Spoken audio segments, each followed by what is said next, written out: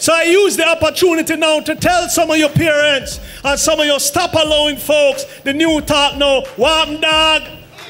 Everybody a dog now. And we don't know what kind of dog.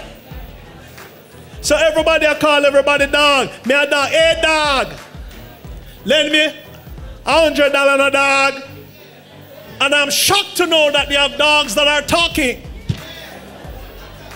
Now once you're a dog, you will attract the style, the fleas, the affliction, the infirmity, and the lifestyle. And on me say, God said, whatsoever you say, I'm going to do it to you. If you make people call you dog, rest assured, you're going to have a doggish life, a doggish mindset, a doggish mentality, everything about you got doggish. And you're going to be treated like a dog.